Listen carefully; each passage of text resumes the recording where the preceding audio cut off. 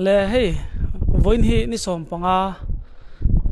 July sang ni som ni le pathumania hey voin ju kamoi khop maya ka Sunday dress kamis ka ha voin hianin be sei lo deuh mai in mania voin kan program tur hi minon thona Honda Big Wings atangin my CB my way event dinner tel turin minron som veya kalo me ma he kakaldon ania video hi siam ve tura be sei deuh kania ka video te zuin thathiam vekanga han en tlak em khom lo wa kan tharung em ma chuti rual chuanin kan theyang tok te kan ron tilang ve do na ni kalkong GoPro hi san pain ka mic up don lo wa kalkong khotlaya location Honda Big Wings omna khatla revenue opposite kha kan ron tilang ve zuayanga chu thirtu te pon milo thathiam don niam peace kan ti than ngai te bokin chok lai do nang o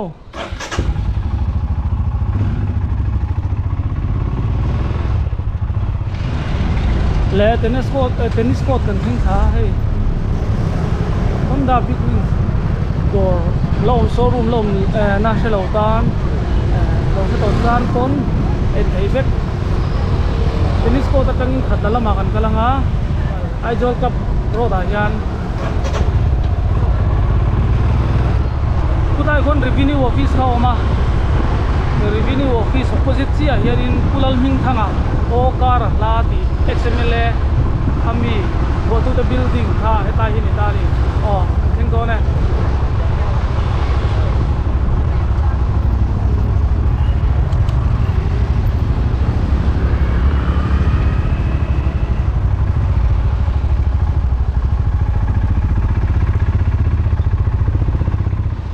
hai revenue office khanita tihian headline hian Honda Big Wings ka on tani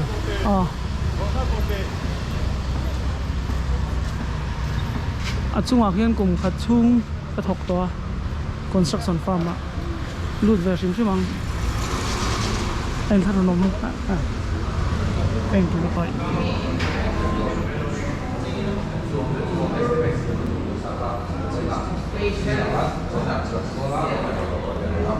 a Honda Finest CB 350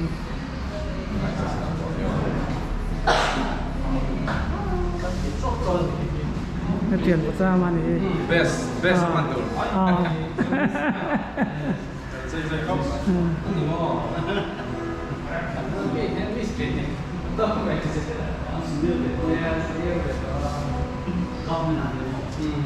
đây là môi về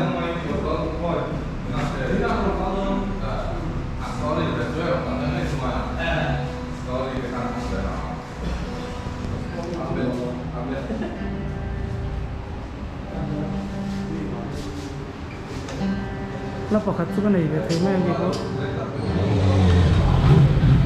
này cái tiền qua riêng kia mà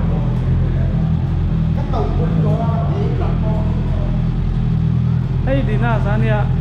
rider tak cái gì sẽ to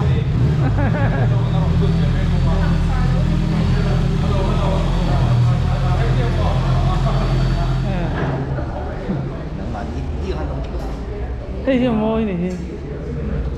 check này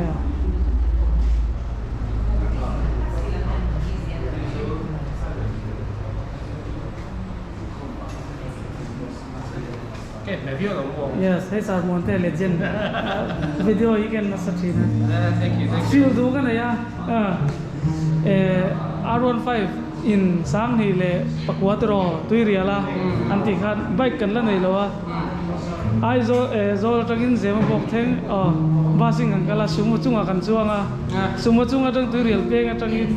kein kan kal ni in chon kein kan ho. Bun ve. Soi ve sim sumi ka kalpui chu tun elo jeta warte i lo semelem mission veng emi ne thian ni kan kal do bike nei lo han lo tui ve na sa mà sẽ cần sẽ thui lúc lâu cái đi chứ thui cái đó này quay fan thì đâu fan vẫn thì tóc mày điểm mà cho nên azara hian kan hriat hnem pha ni riding spirit thang kha No moment.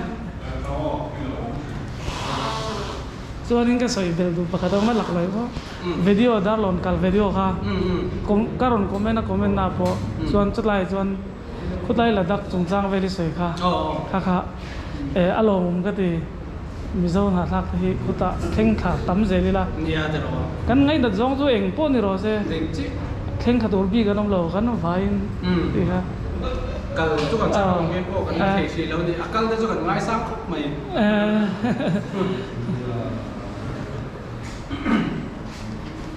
Lang về sẽ là thiếp về phát lâu á thì là cua về nha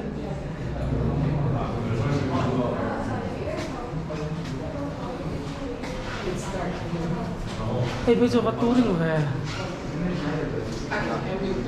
Intit dia no sama custom custom ambal bagian alik protect atau price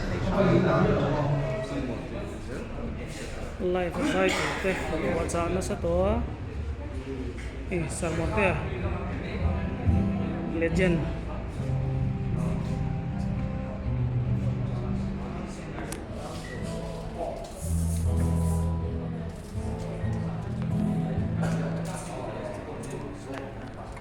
tại hiện thì na sao mà alalai kan tilang dọc hey Rhinox si kaha hey thermal kan ya I'm riding jacket ho ha kan wom ka tia kan ne yang tak phei ka chu tiang ni ya thermal khovota ladaka khan ti to ma yang mo ka buai chin ai lo ni hei asa ham inar thermal ni ta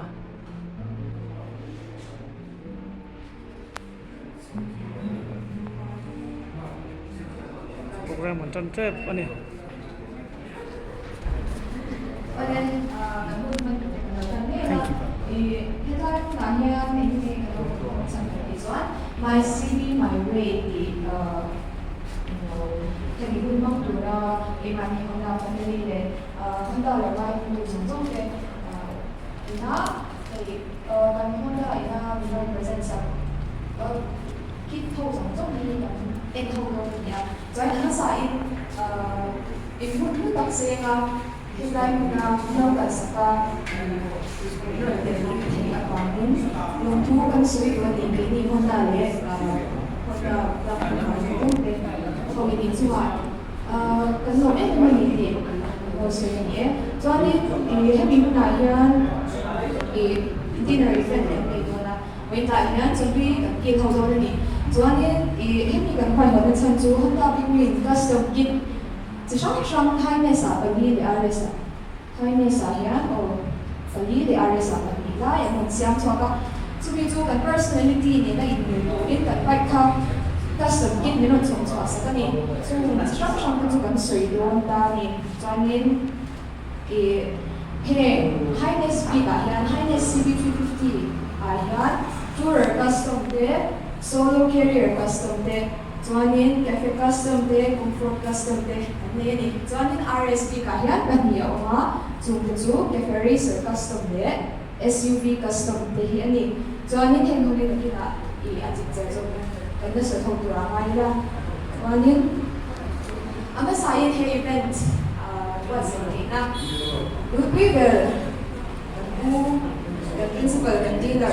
so cái hôm đó là cái thôi từ lúc về cái này uzoram mọi cái đầu tiên sau sẽ không phải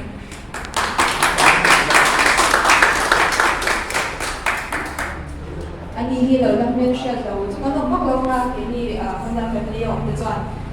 chúng ta hiện hành đi hostel để hết giờ cũng không thì đi làm công ty nó sẽ hay sẽ cho nên anh em sẽ chọn hôm đó các bên OB member để cho nên hôm đó các OB để có mấy đầu tiên sau để mình sẽ OB cho nên self introduction cái này Kini Honda Club OB dan dia, kaya macamnya sa production bila kan kailan. So anin kini dan suatu pangkuangi treasurer. He is your finance secretary. He took was on a function secretary in learning more than people in the vice president. Jail Zawak Kania, President Kania.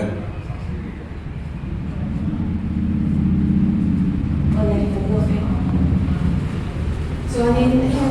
kini Honda Club dia, Honda ina di toho na ino so anin di jangan saya kita deh katpai dengan district mo baik dengan tadi ano dia so anin kita in-home na polo drama nila so ko na nila so sa polo drama nila so anin tuna so ang sa tuwing na isa kami so I will top 10 kami pa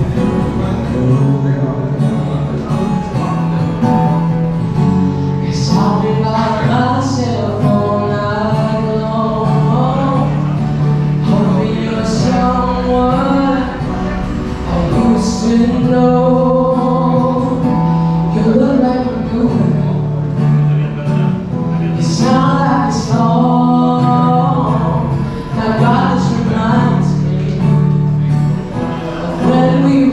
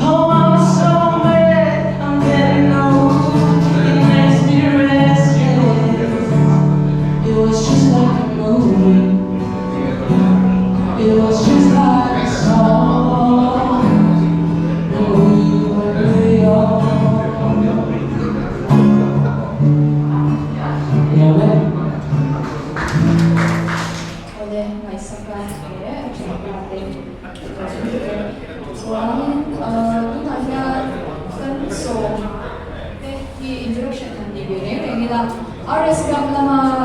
kanhok tube ko ay below him sa RS Club lama kanhok tube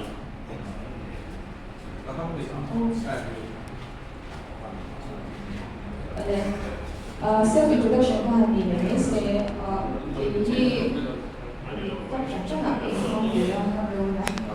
cho nên cái PRS là bạn treasurer thôi ya cho nên nên sáng nhá Đơn nói là bây giờ mà chúng ta biết procedure president kan ini Senang juga. Oh ya, ini bahwa Aris Kabayan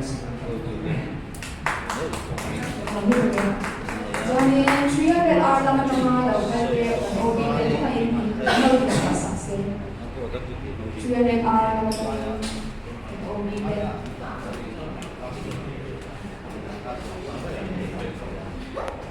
self introduction đó mình để phải xem cái khi ai đã làm việc với người ta được từ đó cho nên chú quản sau cho nên chưa được ai là hai chưa rồi ini kan langsung saya masuk sudah lebih lahir presiden sudah lahir sekretari apa namanya bahwa ya ini bagai hidup mana ya kalau itu kan cho nên big green rider sama kan OB itu đâu có đồng ý không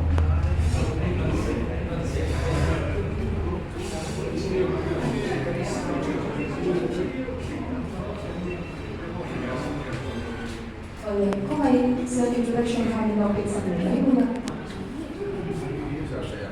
Okay, Big Wing Riders dia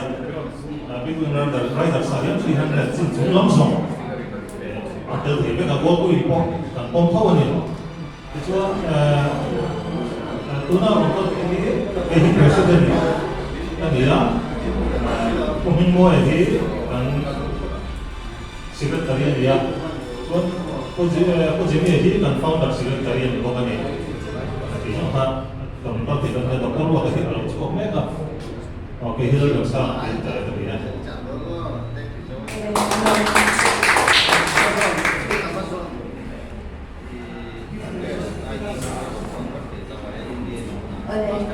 cho nên big boys lắm bằng mà kalau kan kita nak jual hay lebih susah big boys lắm bằng season le tu lắm bằng sih macam mana local kami jual pun hay lebih susah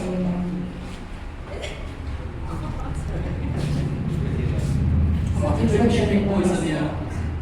kami tu Henry dan dia kita belok dia Honda CB650R mekanik cho nên kan YouTubers deh, kan influencers deh, kemarin minat dong suasana itu rin kan ini, kumade deh, kumade ya.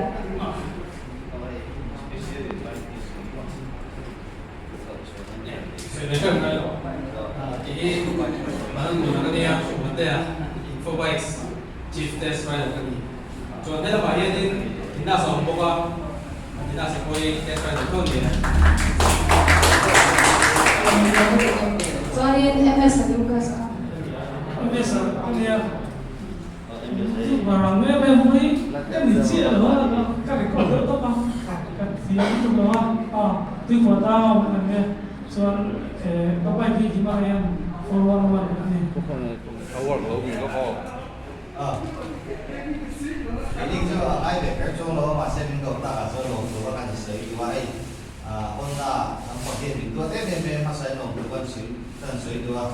vì bố tế thì anh chỉ cho cái gì về ai những chỗ cần khai phục về thì cái cần ai được cái này cần role của tên nông dân sẽ làm thì về biết về cái xuống với đi thế nào cần cho nên viewers sẽ có đủ các hàng sui dua lâu subscribe back được các hàng số một giờ thì hết đúng không? Boleh. Honda hi CB350 holding.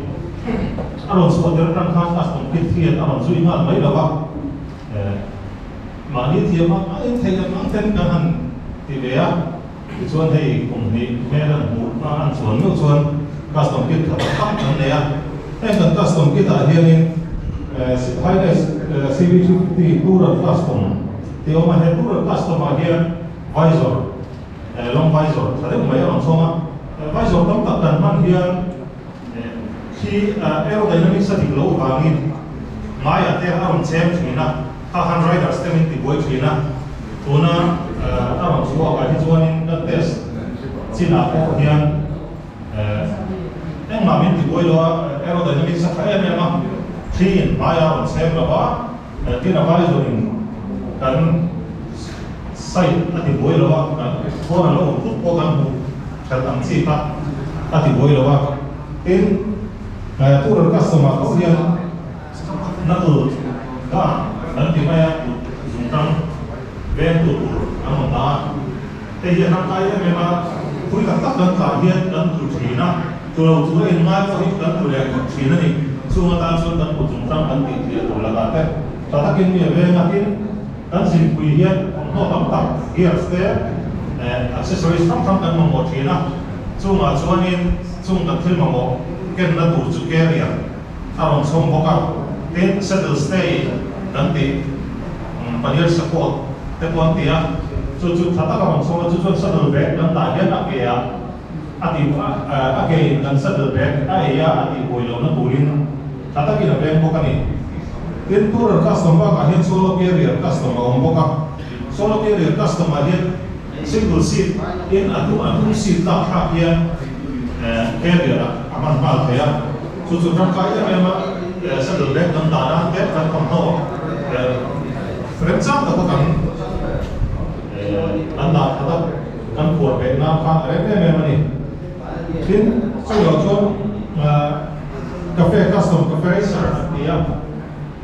chu ta chon seat pole na ta kon soma chu hong seat ka single seat ta aron chu ta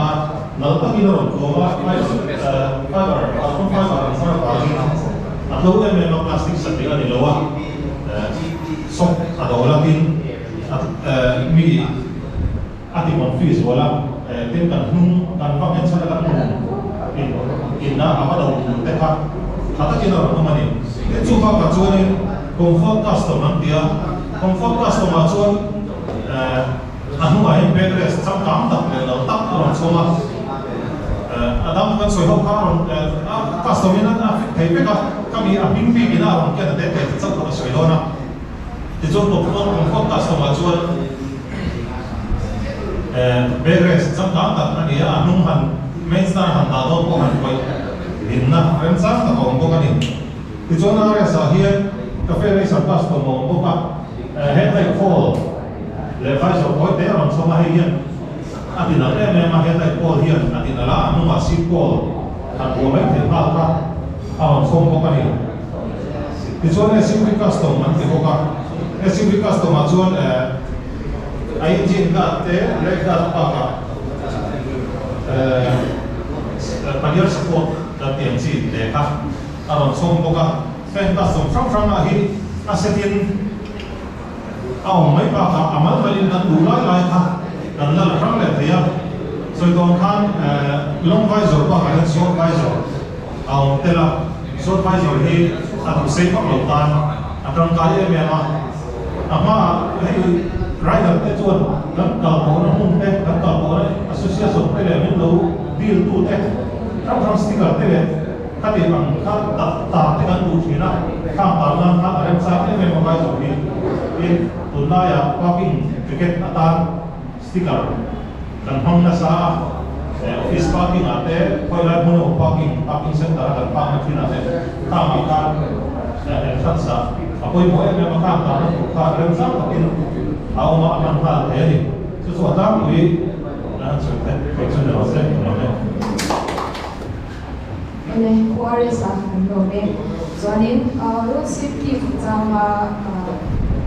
han enlighten ma dia so road safety trang sui kurin min ko ta hian chui ma chunin tin dang thu ma te te hi pe te thai ka sia Honda hi ai zo la zo de Honda bi te an ron din tira tang hian in kan leng lut tak viawa ni kong tama kan themangin advice ko kan pe ria chu ta chuanin kan soi tam ber chu after sales and services India achan chu zote Honda an Marian Honda kan to zote Honda an din chia tang khan an mania servicing ron lut tu tam tak an mani tang pai le kher lo ko pai Honda product tam tak lo om sa to ti chu servicing in don turania chu ti tu jon ni gear pamai ni in advice kan pe ya an thei to kun choi ka ria servicing a hianin ka pu china chuanin hasna nei ta me mem lo wa chuan big wing alo so ke he big wing chu kan share nga tema premium segment Honda bai zona tu big kan ta ania servicing di bain big wing lampang servicing ka ba thwa chuan cafe racer custom kit ka bai 350 highness akan ka ba ya servicing ka anong oi viawa parts ingna dili angai boga asan chu ake kha atu lampang ka RS clearing ko kadwa chu chonin airfield ta tha kadwa kam mong song kha ta kha chonin leitu roma an servicing test spare parts availability spare parts an nei ta so ma anong oi viawa amai ro chu mi za ti lung oi hi chu har fe do na do mani an pa mo le ngo lo zeu te kha chu ong lo thei lo ania các tổng chi nào chuan ví dụ ăn servicing à hiện tại cần mua vía hoa chuan à bài khát số phim mấy chuối thế là hiện tại mua phải các bài kia là lúc đó cái gì à mấy này chọn thấy được thôi đi mà sẽ gắn lấy đồ nữa mình em có quy tụ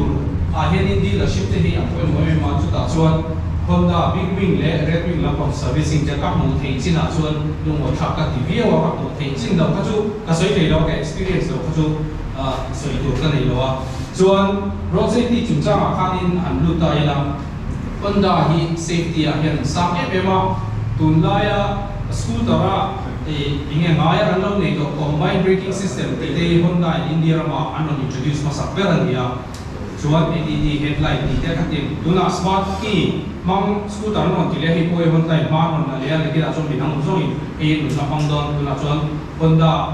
Pavela motorcycle company lian be an ni la min ma non la so sa ni an lo ka dia chuan ta chuan in safety ngai poi mo ema big wing rider an ni mo red wing lama ko ni ka ringa an customer te hian in safety lama information tam tak an nei thein tu ring right te an wai ba ta ko hian in big wing lama hian in ko ho toi ka thia tero road safety tinge safe zo ka rider ten kong puya bai khal da to khating program ka ka tui ren ania ai sa so in la ka tui don kon ka ringa chuan hi ini hi khoko na te kan chuak tam ve ang na chuan speed sang de lek ji de kan lo ni boka tam tak chuan in ta chat thei du min de pol te pol sa William hi an nu hi ka thian no lo ni renga cái nhìn rất chia rom nu na kan online ka ring zui na sa thi kan fellowship sa thi zona pakwa oma chabi masasa kan no mani kan dong don ni pakhat ai tam kan shet ka chuan cheng sa do ang kan na mi thia point in ang bu kan oma ni chuan zona masa zo ka char ki ze ma an don ni hay za mai lan sar soi hal vek don chi i ka thia ro la lo ni chi na i kan vai na ni ya kan ni chi na kan boss min kha tu nge klom tuang hiถ้ามีวิธีจะสุดท้ายเนี่ยจะเส้นจำค่ะเราที่แบบกัน Salman Khan sama คริสต์มาสมีตรงไหนอีกเช่นมันเนี่ยเรามันพูดถูกได้เราสุดท้ายมันเนี่ย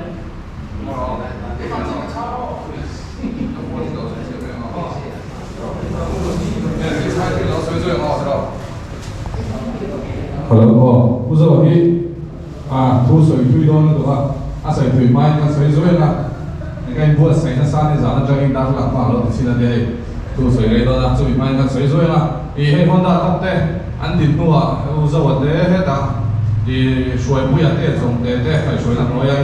伊特别的特别些啦，很龙口没很乌的，不像什么不完事儿啦，所以那回你啊，从他该多比点。T-shirt kan nei don dia yan ko hi buza wa te impact na zar le mindu sakna le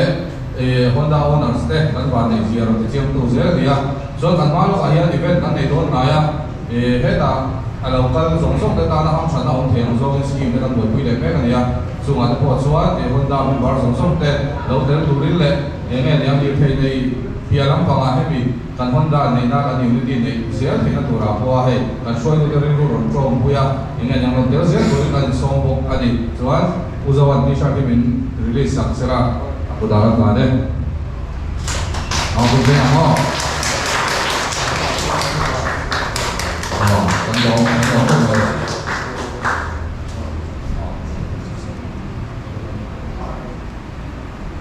oleh tinggal program saya untuk di program ini mutak itu tapi nakal TV lo mungkin memang ani na takasyon ko ini tahu kan sebetulnya mah Honda big wing hobi ano aggressive chawio marketing le itinan activity tangian susu alina takasyon ko ini right na kang tu niya quote na zero mangin how to kan dila in-house activity ni kuwi la katia susu an di pa nang lawang ya sumama itinan ni program so dia oleh tinggal program su tau don tau nga ni nu ya so itu catering dengan dia so nanti pujo ah ini orang kata tu so ini orang kata semua ya kalau memang men support China in kidum takin men support China kan China in semua club members there influencers there riders there Honda family orang kata semua ini ya in semua kalau memang lo kan China jauh ni hot saya kan program tu kan dinner yang continue na.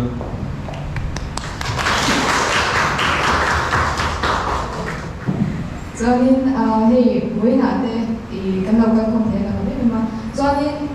hiện tại mình đã chuẩn bị cần kịp thông nghị cần bây giờ là cái giống giống thì khác rồi thì cần số biết cho nên thứ cần sẽ tổ thấu luôn nha phải rồi cho thì mai nhớ lúc kia thì Honda bike này thế là bằng bình bike ni tetan khan kan chat te emo kan chung te emo bike kan ri ri khan refer la khan cheng sang khan jana kan dong thia ni ti kha kan ni mai le lo kan ni em chu ke kwan ko ing za te pring to kan dong we em ma han prop cha fe khan kan bai em ni mo za ni em program to na ni le ro ni mai ro zo kan i le kon thawa I tu ma chwa kan sa bai ole ware san tu sai lo ni ya di sini kan kasoi turber kasoi lawa lim nahi kan lei thei lawa tu ma lim na lei thei lawa ma sa bike kan lei thei bike kan lei nga kan sei nga kan him don ani bike chon him na min pe thei o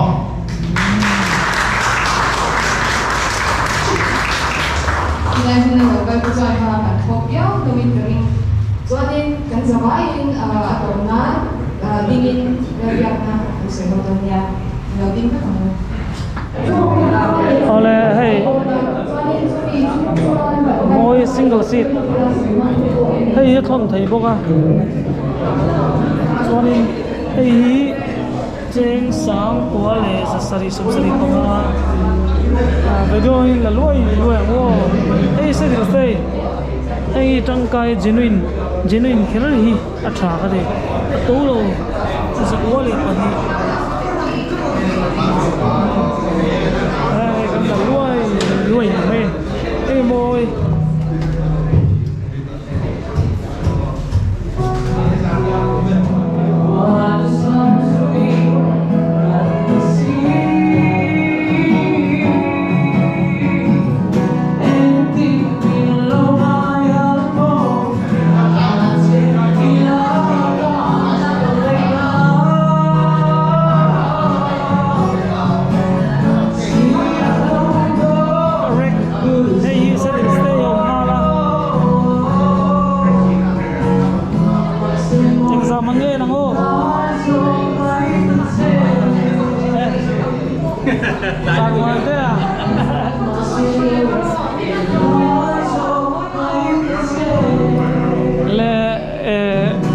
kan soi du chu hey record nita hey se stay nita sonin na kalga da ni heng ho hi stock a tra chuanin bike po hi servicing a tra chuan bike hi 6% interest in loan in alak theini chuanin apung kha Mizoram India rama chuanin a tlem berin arinoma chuwang chuanin leiturin kan somvek chewni chuanin hei inmuangin hei abai khi a hadam me mama hi aron hadam ngal ani om mai po hadam ngal hei ngin chan tiang te hi anunga chuang tan khan chuanin hadam thak takani chuan ale dar hi hei atu lo be me ma adu banti khanin an plan hianin du lu chu nuam chuang lo ma se atok chen ron du ba chuanin kan bung ruate hetlai silencer te le ilo velin atai lo nan te ke na tai lo nan still stay ni a still stay te boy to lo wa a backrest hi sangthum zali som ni le pasare ni chuanin still stay hi sari le som bari ata ne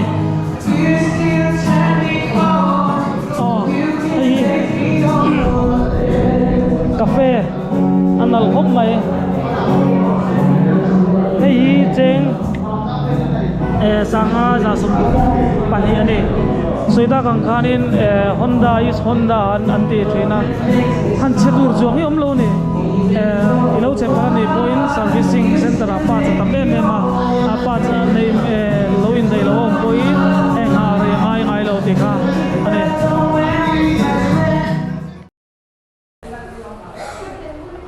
abi chiam na nam na yang headline mi hi cafe single seat and the headline cover hi kan soi to hawa video tel lo clear lo takin hei hi cheng sang kwa za sari som sari le pakomanan ta chuan heta ena head hi a windshield a head hi hey moi khop mai CB 350 RS neta chuanin leg guard hi heta hi no mo mai nge sang khat za nga somli pakwani a heng ho spare part englo akit so hi hetlai da hianin omrenga chuanin a windshield lo ha moi ne tok vel ti tel ye da hianin sang ni MRP kun then chuan nakal gat hei changkai em ma hei le lama lo hoi zel sia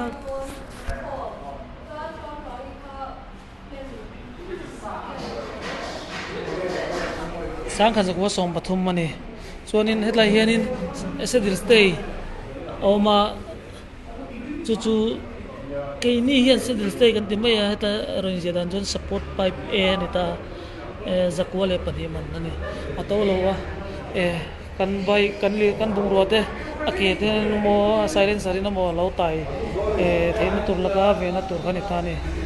hetlai hianin cafe single seater carrier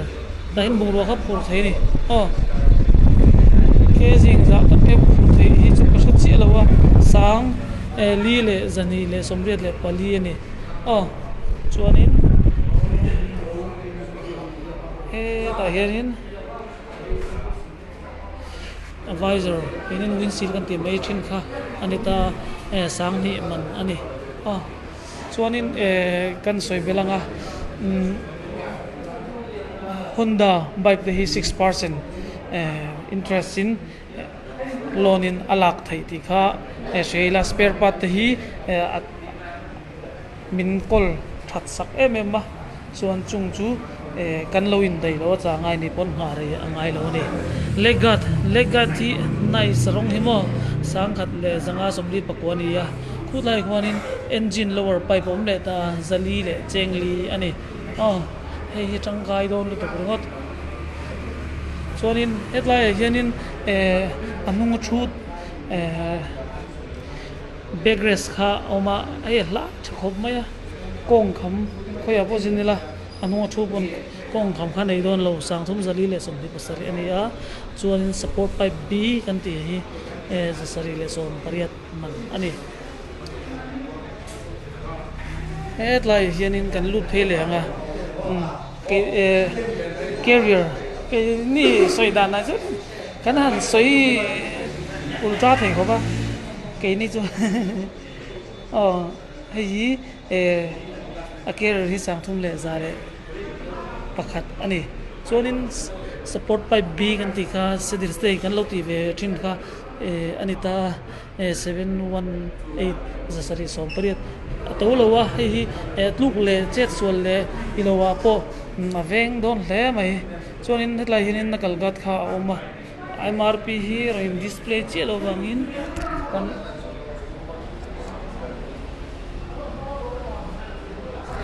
sang khan zakwa som pathum ania chuanin hetlai hianin thadeu mai long visor kenin windshield kan ti le mai thin kan thia tanga kan lo sei ga thina kha hi anita akhal tu tan pon boro khap le lo vela khanin venge mem dona zaku sang ni le zanga som ruk le pali ani ole voina hianin hei big wings Honda 10 min lo som ve lo mai ka lo mai ya thu lo ko in tia han ti ngai na vak pok helawa an soi pok thiam lo le mai chuan voina heng Sunday dress ne kal Honda hianin lo leng tula